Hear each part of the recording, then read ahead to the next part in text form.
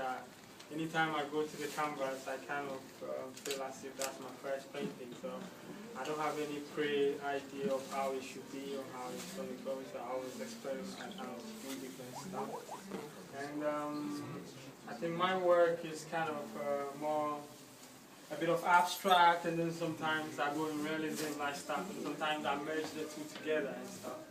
And then I'm trying to kind of use my work to kind of get people in touch with themselves, you know, get people to get in touch with something that the busyness of life has taken us away from. So as an artist, I have to go hungry sometimes, but I'm going deep into the soul, and I'm bringing out this stuff just to share with my people, you know. So some of the titles, like this one, I call Where is I? So I talk about it, and people, like I say, this I that we all carry along. So everybody carries this I, you know. I'm sad, I'm hungry, I'm happy, I'm rich. So I'm trying to find out where is this I? Is it one eye? Is it many eyes? Is it, you know, one eye that acting as many?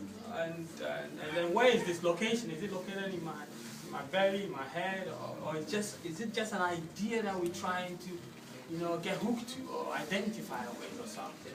So it's just with somebody who is trying to look for the sense of self, you know. So in the environment, we as the modern people, we kind of identify ourselves with our belongings, my house, my car. But this in the forest is like all the stuff in the bush right there. So I have this monkey here, which I always say is the mind, is the noise in the head. You know, the noise is the monkey. If you look at your own mind, you see that it keeps jumping from one place to another. Yesterday, today, what you did, you know, it keeps jumping. So that in itself is the noise, I call it. And then if you look, there's this kind of lion here, which is, I call it the heart, I call it the center, the way, because that's where love, compassion, when you want to find yourself, you know, Buddha has said it, he said the way is in the heart. So I believe that the heart is the way, you know, when you connect with your heart, you connect with the universe itself. So it's kind of a concept of seeking for yourself. Who is this I? Because your mother could have called you Joyce or Mary, it wouldn't make any difference. So you are not the name. Then you are not the country. You could have been born in the aeroplane or something, and then you are not the location where you're born. So all these things we identify with, but which we are not. So the sense of, you know, getting to know yourself. So that's the work. This one is, I think I don't want to talk too much, but this one is kind of also, I call it sound and soundlessness. So the sound is, the sound is the noise, as I said. So this, I started this painting by going to a place where they were drumming and stuff. So musicians were playing, and I went there, my brush was flowing around. And then I ended finishing it at home where I was alone, silent, alone. And then most of my paintings, the title comes after the work is done. So what I got from this was that, you know, what is obvious is like the alphabet A. So the alphabet A is like, it comes like R, O, or R or something. So out of that comes other alphabets, A, B, C, D, and then it goes on and on. And out of that we form words, we form sentences, we form stories, and we got all these billions of all this stuff going on. So you see that it goes on and on, but in the center is where there's no sound.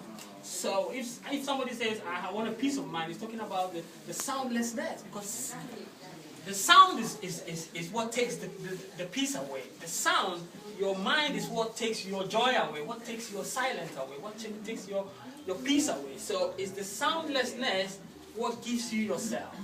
You know, so I'm trying to say that we should have those two dimensions. We should be aware of the sound, and we should be aware of the soundlessness, from where the sound comes from.